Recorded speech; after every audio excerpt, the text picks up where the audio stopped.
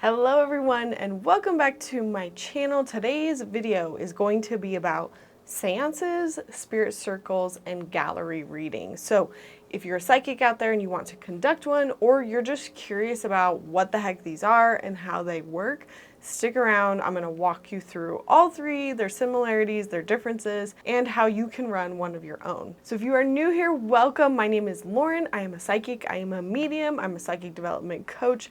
So I have run seances, spirit circles, even gallery readings, and they're scary and they're hard as a psychic, but they're also some of the most fun readings that I've ever done and fun like group experiences. And if you do events, I think it's a really fun offering to add to kind of your like services. And here on my channel, I like to teach about psychic development and how you can grow your own abilities. Yes, everyone has this ability. And part of that is teaching you about mediumship.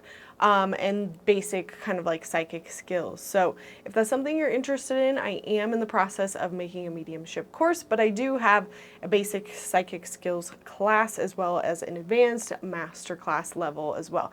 Both of those, well, one of those is going to be a requirement to the mediumship course anyways, so you can get started now. So in this video, first I'm going to talk about the differences between the three of these sessions, gallery readings, seances, spirit circles. Then I'm going to actually walk you through how I lead them, and then I will kind of end with like my personal experiences doing these myself. Let's first talk about the differences between a gallery reading, a seance, and a spirit circle. So let's first start with gallery readings. Now, gallery readings are usually like a big room, like a big gallery of people. There are several people, maybe 15, 20, 30, sometimes even upwards of that.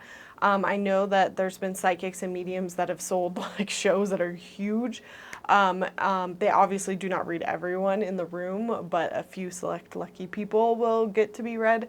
And basically you as the psychic, as the medium, you're reading a couple people in that gallery reading, sometimes the whole gallery reading if you can, if it's a smaller group. I find that usually gallery readings, the intention is to sort of connect to people's loved ones in spirit. You'll see this like, I think in the 90s, John Edwards did this. I think that Teresa Caputo has recently done them as well, so you've probably like seen video of it, but sometimes they are in front of everyone and just kind of connecting at a distance, or sometimes they're walking around within the group. But it's usually one medium reading the people in front of them. They're connecting to a spirit, a loved one, and they're giving and receiving messages for that person. When I was studying at the Aspen program for psychic development, which by the way, I just interviewed my coach from that, we had to read everyone in the room. We had to do a gallery reading. That was like part of our like requirement to graduate. So thankfully I did not have to do it all by myself. It was like me and I want to say like 5 or 6 other students, but it was like 30 people and we had to go for I think 2 hours straight, and we had to try to pick up a message for every single person in that room. My coach, my mentor, Karen, I used to go to her gallery readings and she would have them at like local metaphysical stores, and she would, again, read everyone intentionally in the whole room. Now, she wouldn't necessarily, like, it doesn't have to be a mediumship reading. It can also just be like, hey, I'm going to connect to your spirit guides. I'm going to give you messages for the year. That's kind of what she used to do. So gallery readings is more about the physical setting. It's one person reading a huge group of people. You're only giving them maybe a couple minutes each. Usually you're trying to get to all of them, but sometimes not. Now, seances and spirit circles. Seances and spirit circles are basically the same thing. I feel like spirit circles is just the more tangible word that people have kind of come up with to make it feel less scary. But seances, they actually like originated from the spiritualist movement. The Fox sisters basically were two sort of psychics, sort of not, but they had parties and they would literally put on seances. And back then it was a form of entertainment. It wasn't like stigmatized. It wasn't really involved into like any religion. Like nobody really hated on it back then. It was just like a fun thing that you would go and do at parties. Now, if you've seen some of my past videos, these basically like evolved into not so good parties, because basically everyone wanted to have a party where a ghost showed up, and so they would sensationalize it. They would try to like make physical things happen by like having like their friends like hang things up and pull strings.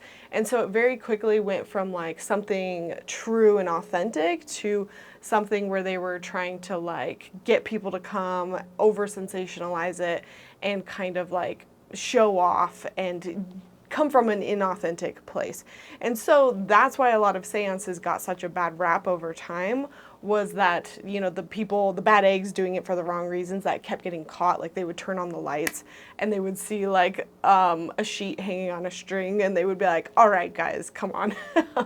You know, those are the bad eggs that gave it its bad rap. But seances and spirit circles have not stopped since. People still get together in groups, usually facilitated by one medium, to connect to loved ones on the other side. Seances are typically a lot smaller of a group, and you sit in a circle. And the intention behind this is that, you know, you sit into a circle, you create like a circle of energy, you invite the spirits into it. So it's kind of, it has like a purpose, the little circle. You try not to break that energy. I'm going to get into it. Usually it's led by one person. They connect to spirits that come through.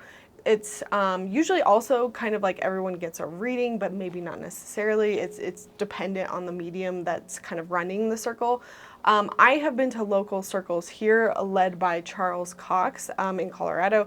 He does, or he did a group pre-COVID, and we would get, actually it was a pretty sizable group, like probably 15 people. I think he maxed it out there. But he actually encouraged us to also participate. So it wasn't just about him reading.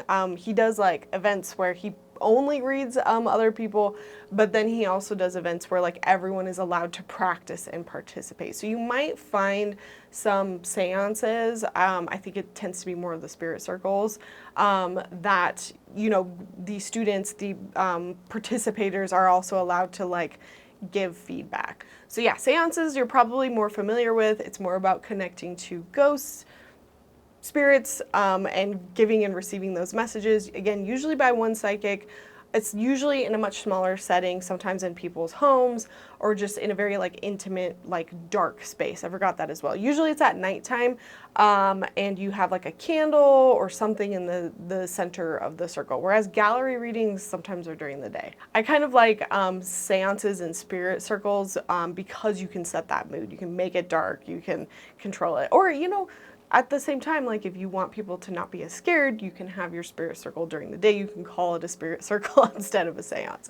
Now, speaking more towards spirit circles, again, it's literally the same thing, but it might be a little bit more open, a little bit more palatable. I find that when you call it a spirit circle, people are less afraid, and it kind of works towards a different audience.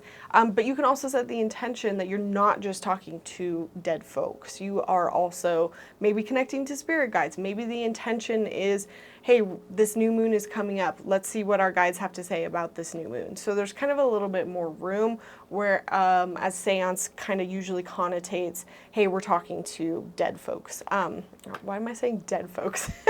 They're dead folks today. Now, I love doing spirit circles for parties.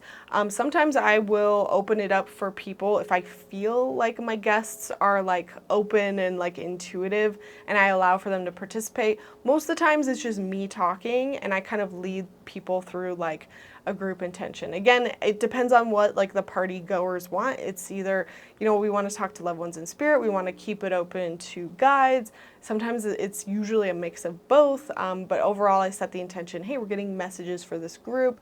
Anybody of our highest and best good can come through and talk. Now, with both spirit circles and seances, you can do these virtually. I've attended some, I've also led some.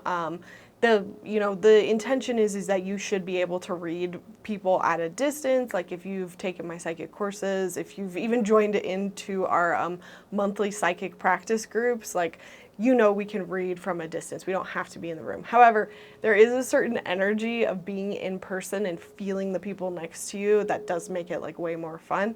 But I totally understand that sometimes people don't live in areas where you can just easily go out and find a seance or, host a spirit circle. So virtually is also like an equally good option if you want to like host or attend one. Now, the key between all three of these is that it's a group reading. You are not doing a one-on-one private reading. You are trying to facilitate the group energy. You are trying to read everyone in the group, but also tune into the energy that everyone is like participating and giving. So you're not just reading, again, a bunch of individuals, you're tuning into why are all these people here? Why are these people over here sitting next to each other? Why is it that these people showed up and the ones that couldn't make it couldn't make it? There is usually a shared energy, a shared intention. People sometimes going through very similar things.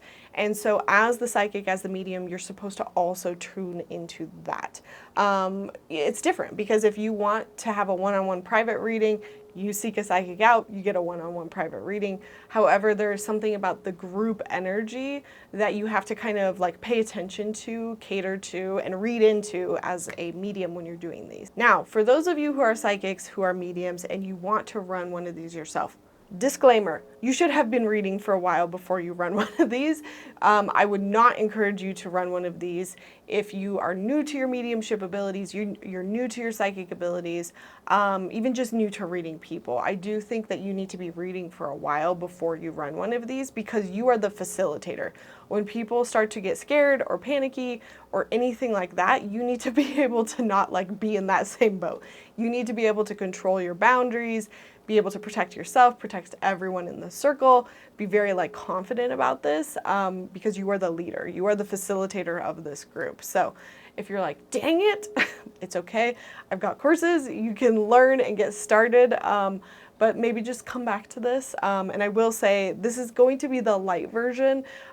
In my course, my mediumship course, I am going to dive deeper into all of these steps and give you like more techniques and how to actually do this. Whereas right now I'm just kind of like glancing over it very basically. So I'm gonna talk about how I do this, and the process is literally the same for gallery reading, spirit circle, seance. It's just a little bit of a different intention of like, who are you reading? So just know that it's the same for all of them. So first you're gonna set up, you're gonna get your layout ready, you're gonna decide if you're gonna do a circle, if you're gonna let people participate, if you are just the reader, if you're reading with somebody else, another psychic, another medium, you are gonna decide, do you want all the chairs facing you? Do you want it to be more of a participatory, like everyone sits in a circle? You're gonna lay that out, you're gonna set the intention. Once all your folks get there, you want to set the expectation. You want to explain and give the complete overview of what you're doing to kind of minimize any fear.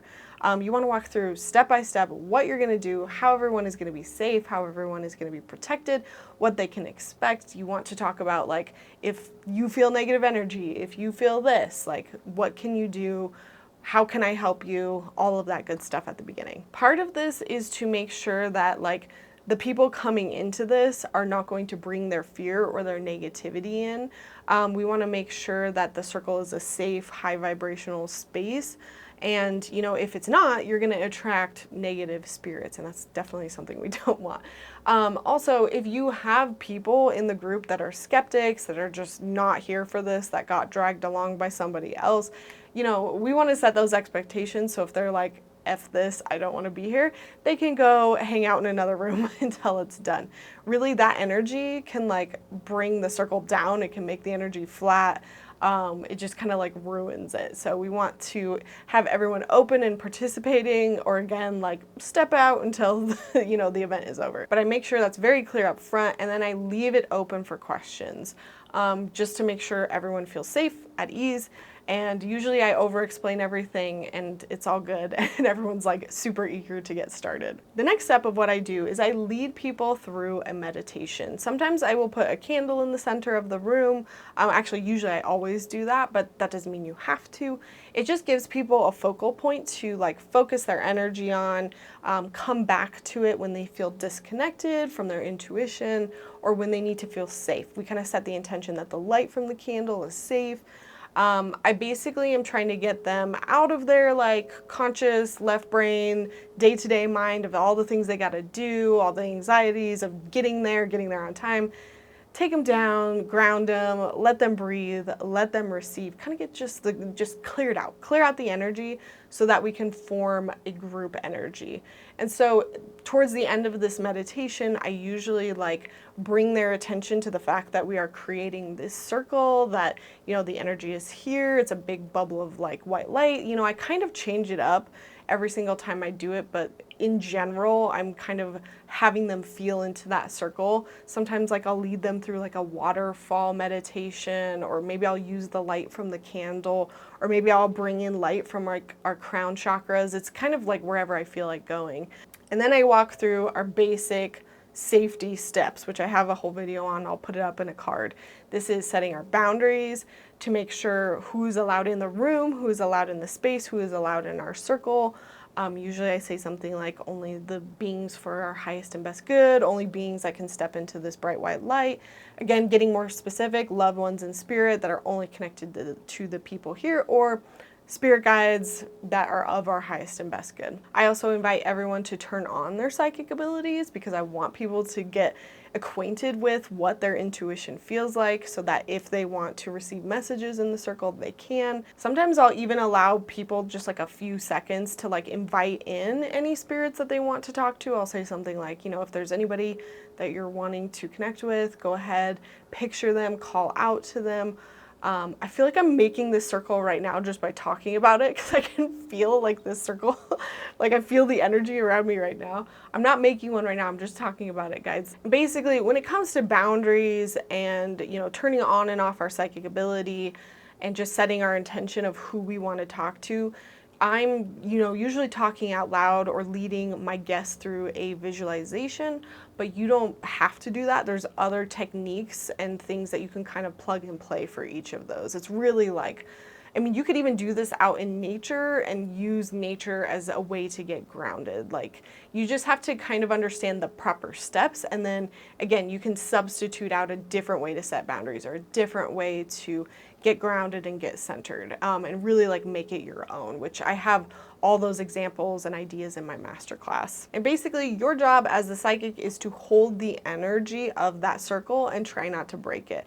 We also ask people like not to just like get up and go to the bathroom. There was like one circle that I did where I tried to tell everyone to like stay seated and they wanted to like cram it in and do it with dinner. So it was like I was hosting a circle while they were eating, and I just felt like that energy just did not like work because people were distracted, they were eating, and then they still got up and went to the bathroom and got more drinks, and I was like, okay, mental note, can't do this again. Totally ruins the energy.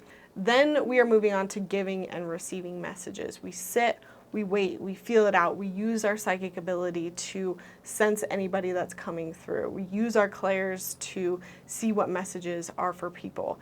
And the biggest key with gallery readings, seances, spirit circles, is that you have to figure out who the message is for before you start delivering the message. That's a huge like key piece. We don't want a psychic fish. We don't want to, you know, be like, I'm getting this name, and just wait for somebody to be like, oh, that's mine. No, we want to sit with the information, sit with the spirit and ask the spirit, who is this for? Who is this message supposed to go to? And once we feel like, okay, I know who this is for, then we say it. Sometimes you don't know who it's for. It's okay. There's room for like flexibility. And again, I've talked about this, like psychic fishing is not completely avoidable, but it's something you just have to try to like not lean on and not use as a crutch, and focus on using your abilities to connect, you know, and receive that message and feel confident about it and not use the crutch of like, oh, I'm going to wait for somebody in the audience to give me feedback before I say what I'm getting. Now, with seances or spirit circles or gallery readings, you can ask questions or you can leave it totally open. I feel like when you ask questions in your mind, like, hey, who wants to talk? You can absolutely do that. You can not ask questions. It's totally up to you. Now, with these readings, they can be channeled or not channeled.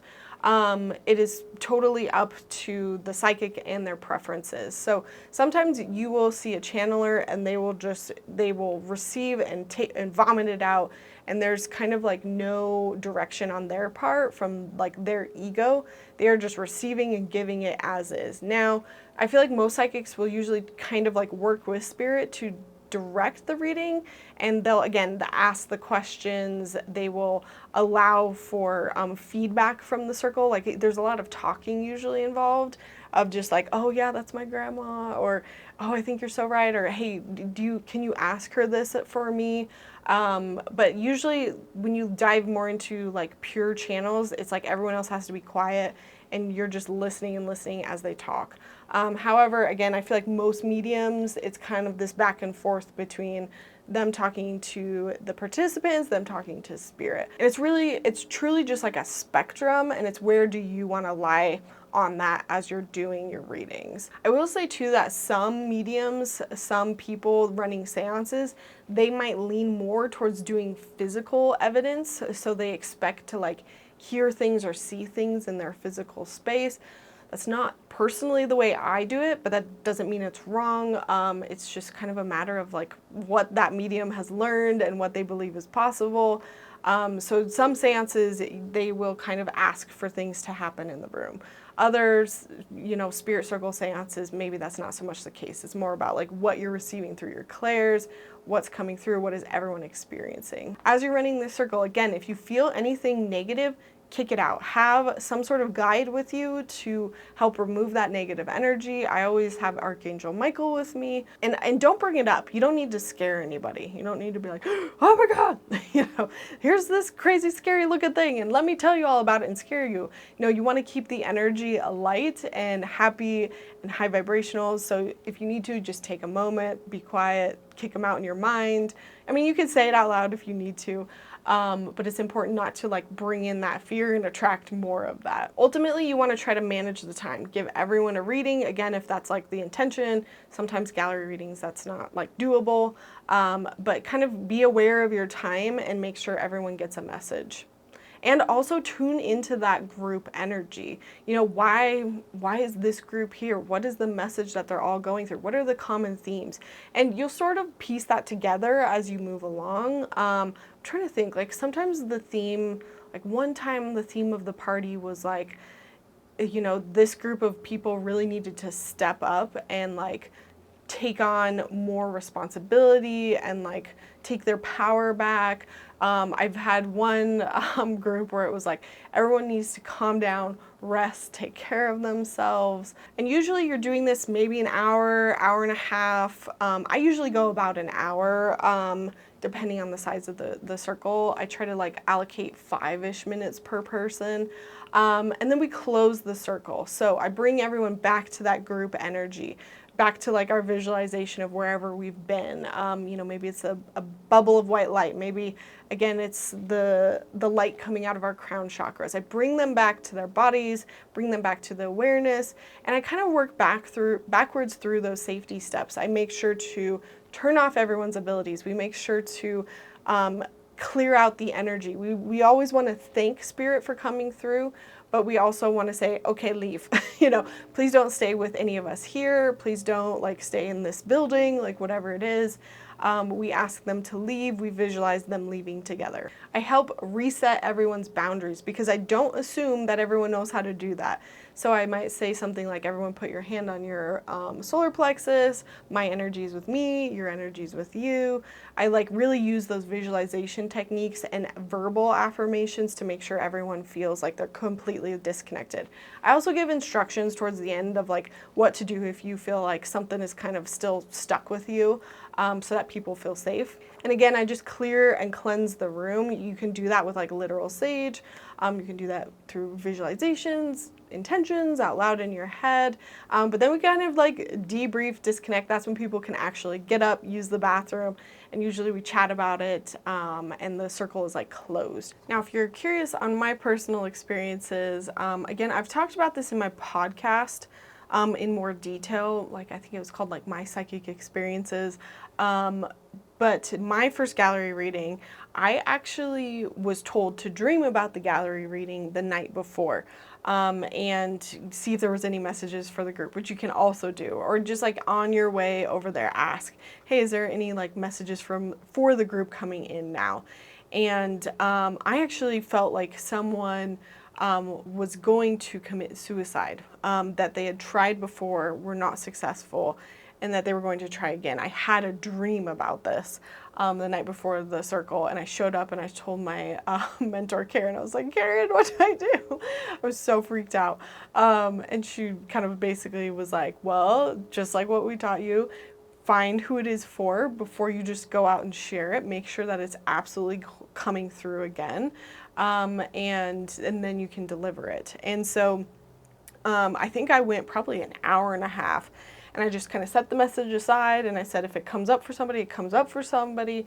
And then about an hour and a half later, I just felt so strong, and I sat with it for a long time. And I was like, it's for this girl. But I didn't feel like it was for her. I felt like it was like for her friend. And I really sat with it, and I really made sure the message was clear, kept in mind all the ethics that I had been taught. And then I proceeded to tell it to her, and I was like, hey, this is new to me. I'm up here. This is my first time, but last night I had a dream, told her the dream, and she started crying, and I was like, I feel like this is like one of your friends. And her and her mom were both like, yeah, I think we have a friend, her friend, who had done this before, and they kind of said, gosh, like, you know, we're going to follow up and make sure she's okay. And I think later after the event, not that it is our responsibility to make sure that people follow through with our information, but when it's something as serious as that, it is kind of nice to know. But my mentor, that mother and daughter, like, reached out to her and said, hey, like, we talked to the person that we think it was. We're, you know, in talks, making sure that her and her family are okay. And so again, you don't always get that feedback, but it was nice to know that, like, it went through and somebody could have potentially, like, been saved. Not calling myself a savior, but just, it was just information that came through, and it was able to, you know, help somebody else. It was a very crazy first gallery reading that I had ever done. And I love doing them. They're like one of my favorite things to do. But they also made me very nervous, because one of the first ones I did in my home, I invited people over, and I did not have like enough followers back then to be able to like fill a whole circle. So there was only 4 of us, and 2 of the people were super skeptical, and it just kind of like ran the energy flat. It made me nervous, and so the whole thing just bombed. And so you have moments like that too. Truly just try to leave it open, because some of the craziest things will happen in these group readings. Like, I've had guides come in and be like, oh yeah, we share a guide, or oh yeah, these people have had a past life, or I mean, it's so cool, because sometimes they will like build, like, I've recently had them like build like an environment around us where it was like we started and we visualized this like waterfall in the center of the room, and then as we were reading, it was like, oh, there's a frog pond over here, and then there's this over here, and by the end of the reading, we were like in a forest, and I'm getting chills thinking about it, and there was like creatures all around us in our physical space. And then, like, what happened? I think towards the end of the reading, the guide that was kind of like the main one talking to us, again, this doesn't happen every single time. It can be very like individual spirits, but the one that I was doing, there was like one female guide that was coming in to help everyone, and she like laid a petal, like a path of petals, like clairvoyantly, for us out the door to like say goodbye to us. And it was so cool how they like created that world. I also had, I think it was a Halloween seance that we did last year, I think. And it was a virtual one, is all I remember. And it was the same thing where like they set the setting for us, and we were like inside a real old looking, like, I don't know how to describe it, but it was like a university, and it had high arching like ceilings and stained glass windows, and it was dark, and there was like a pedestal in the center of our room. You know, even though we had a candle, it was, and we all had a candle individually as we were doing like this virtual thing, but it was like replaced with this pedestal and this book. and we kept coming back to this book and this reading.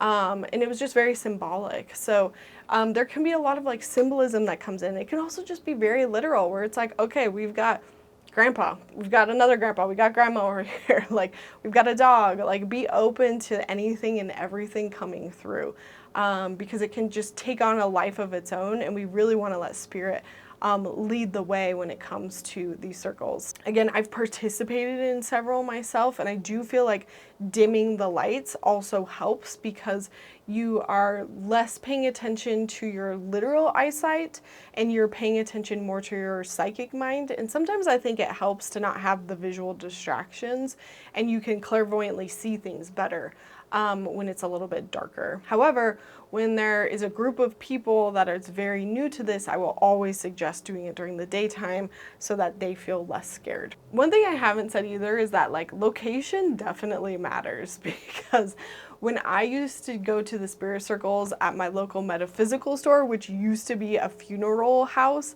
there's a lot of spirit in there. They would literally like get the bodies ready. It was like a crematorium and a funeral home.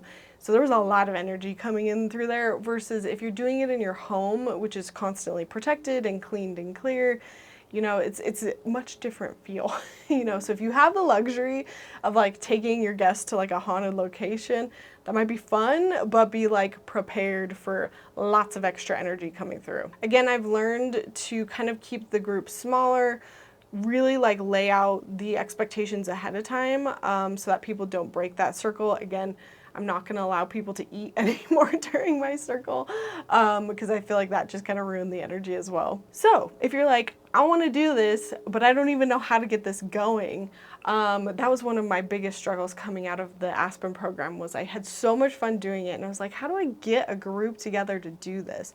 My first piece of advice, and I'm going to go in order of like, if you've never done this, to you want to get a group together, I would start with other students. Get into a circle, get into a group where everyone is reading each other. If you can do it in person, awesome.